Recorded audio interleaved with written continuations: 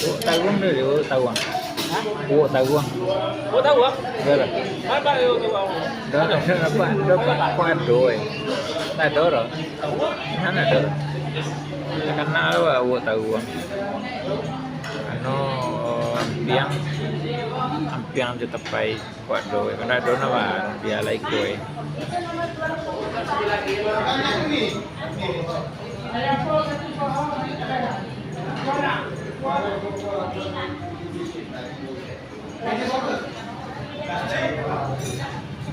Sikit dah nasi ni.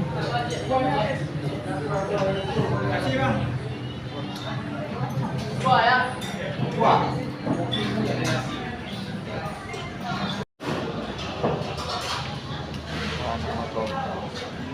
Bukan. Menunggu waktu berbuka puasa di nasi kapau di Phuket Malaysia. Menunggu nasi kapau. Menunggu waktu berbuka puasa sebentar lagi. Kepala do jari yang apa tu? Kepala do petai. Oh, godok batita dulu kan. Nah, tu.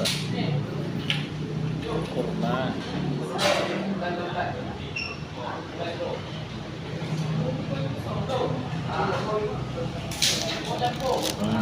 Sibuk lah.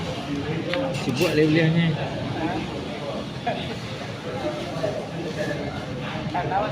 Tunggu ke Balangkok sana. Kalau nak di Langkok, tapi saya orang. Ya batau sore. Sibuk saya naik belia. Dikinyam dah belia. Bukan tu kinyam lah dia tu seorang mana. Itu nak bisa lah berarti. Kau pergi jadi kinyam kau sayur kan sama itu no. Tu ikan nila bakar.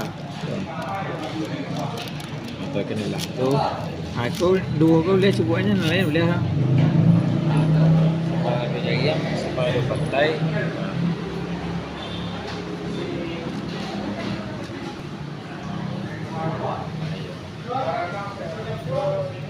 Ada kemudiannya.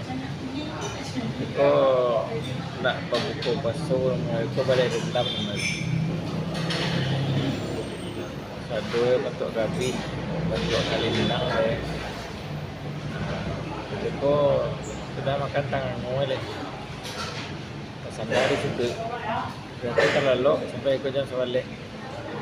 Ada tu sampai tak jam jangan tak jam sampai sebalik kalau jam maghrib. Tak jam. Nak dapat sembahyang maghrib sembahyang isya, sembahyang tarawih. Sibuan sekali lagi. Sibuan sekali lagi.